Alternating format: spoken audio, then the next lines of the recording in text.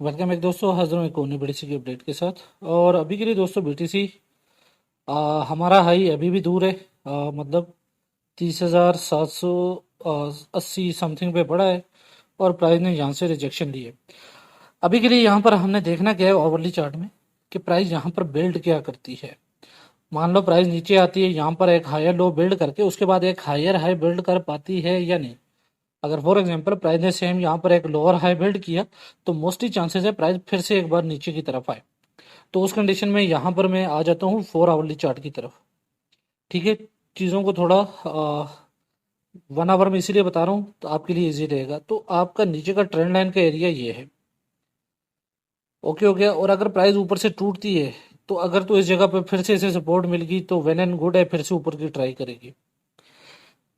ठीक हो गया। एक कंडीशन तो ये है, अगर प्राइस आवरली चार्ट में लोअर हाई हायर लो के बाद एक लोअर हाई बनाती है तो प्राइस नीचे को ही आएगी। और उस कंडीशन में ये ट्रेंड लाइन अगर सपोर्ट करती है तो प्राइस फिर से एक ट्राई कर सकती है। अदरवाइज क्या होगा कि प्राइस इस एरिया को तोड़ेगी, इस ट्रेंड लाइन को तोड़ के ऑलमोस्ट यहाँ पर 28,132 की तरफ या 28,100 की तरफ आएगी।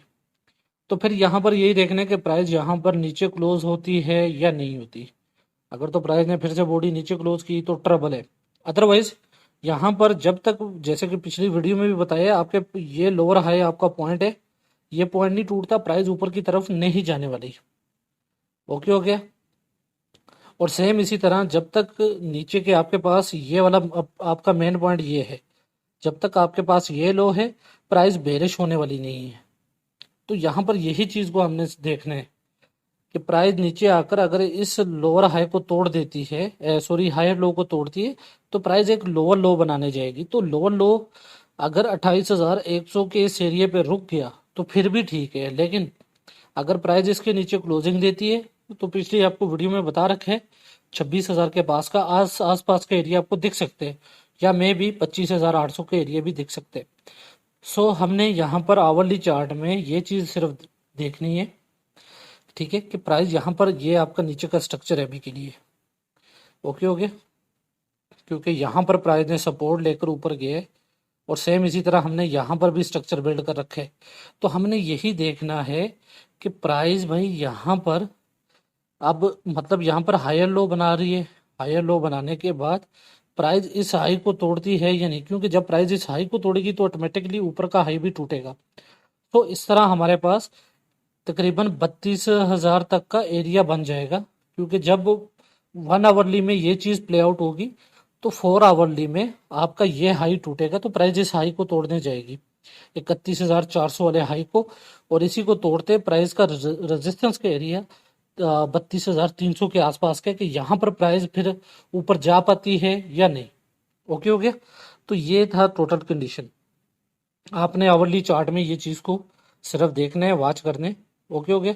और यहाँ पर मैं किसी टाइप की आपको जो है पोजीशन बिल्ड करने का नहीं बोल रहा, लेकिन मान लो अगर प्राइस ने यहाँ पर जैसे हायर लो बिल्ड किया, ऊपर जाकर लोअर हाई बिल्ड करती है तो प्राइस नीचे को आएगी इस ट्रेंड लाइन की तरफ।